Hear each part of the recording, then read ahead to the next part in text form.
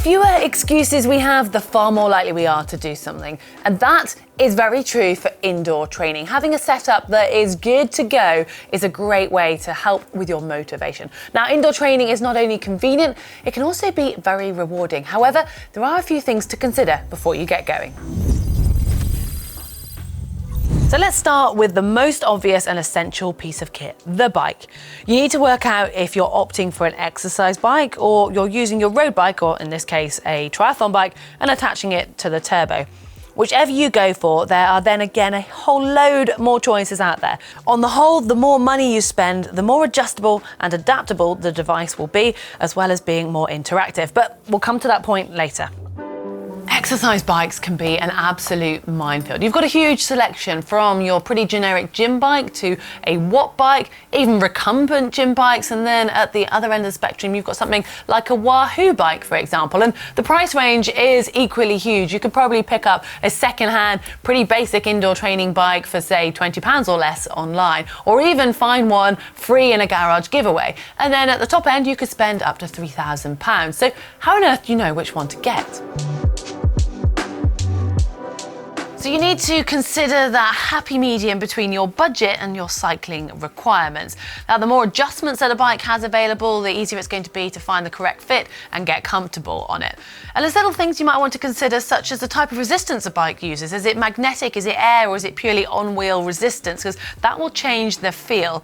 And you'll find that only really the top-end exercise bikes are going to be able to give you an accurate power reading. So if you're someone who wants to train by numbers, you probably need to consider that one. And if you do want to do any virtual riding, then that's another thing to consider, which again we will come to in a bit. And then you've got the turbo, which obviously you're going to need a bike for. If you're using a wheel-on turbo, pretty much any bike will do. If, however, you're using a direct drive turbo, you'll need to make sure that the cassette on your bike is compatible to the cassette on the turbo. And you'll see all sorts of bikes on turbos. You can even use a mountain bike, or maybe a bike that's no longer roadworthy but still perfectly safe to use indoors. And if you're lucky enough to have a spare summer or winter bike, depending on what time of year it is, you can pop that one on. But do note that any slight discomfort is always exaggerated when you're riding indoors on a static position.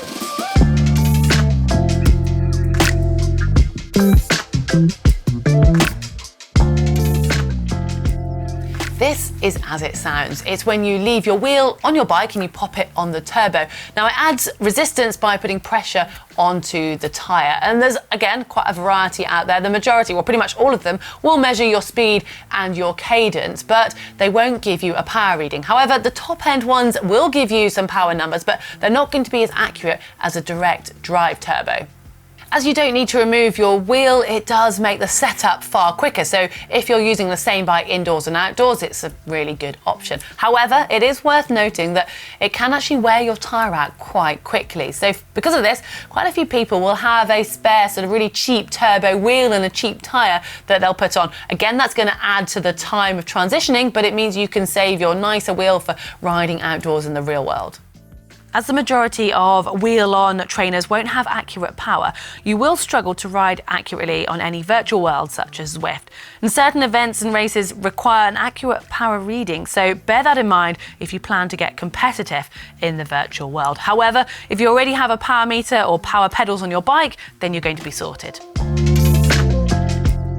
Again, this is also as it sounds. The drivetrain of your bike attaches directly onto the turbo. So you simply just need to take your back wheel off and you put your bike onto the cassette that comes with the turbo. Just make sure that the cassette is compatible. And if you've got a skewer, you simply attach it with a skewer. If you're a through axle, you might need a different adapter, but that's not really a problem. Again, it just attaches like it would with your wheel. Now, these turbos give you that benefit of being able to put down really high power without the fear of having any slippage, which you might get if you're using a wheel-on turbo. And it can also give you a bit more of a real-life feel, as some turbos come with flexible pads so you can move your bike slightly side to side.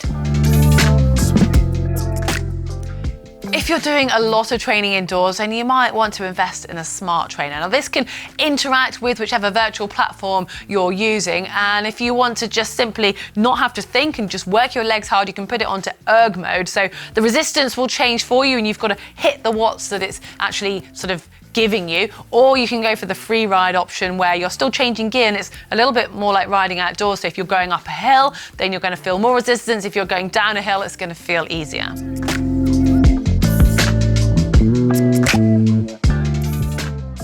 And if you're feeling brave, you've got the rollers. I personally would leave those to the professionals, but I've been told it can be quite satisfying actually being able to master that skill. And as you're going to be engaging or really having to work on your balance, you're going to be engaging your concentration and your core. So you're getting more of a workout and time's probably going to go a little bit quicker as well. Now, only some sets of rollers will come with varying resistance. If they don't have resistance, you're going to have to rely on just purely the range that your gears will give you. But if you have a power meter already on your bike and your pedals or your cranks, then you will be able to ride to power.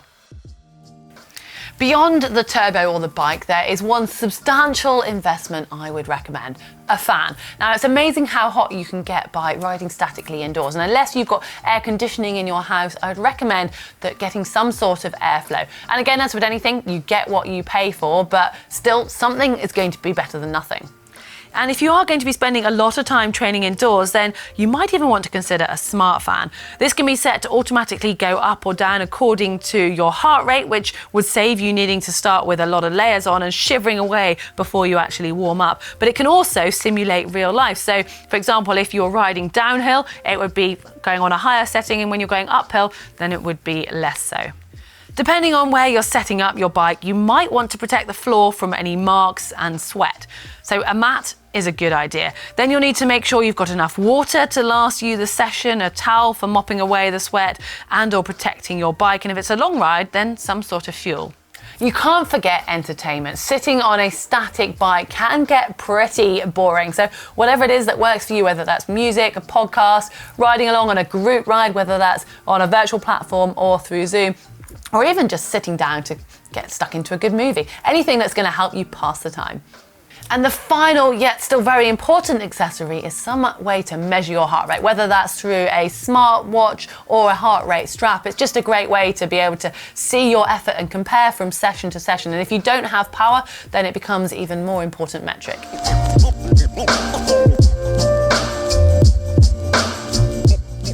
If you get on your bike and you just start aimlessly riding, time will honestly move like treacle. So make sure you've got a goal and a session plan, and it will completely change your approach to indoor riding.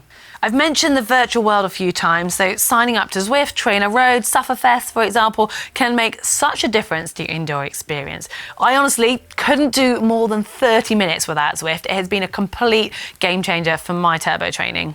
So you can probably tell it is worth investing a little bit of time and potentially some financial investment as well. If you are going to be spending a large amount of time training indoors, it will be worth it in the long run, trust me. Well, hopefully you've enjoyed this and you feel inspired to go and do some indoor training. If so, do hit that like button. You can follow us on our social media channels, and you can also subscribe by hitting the globe.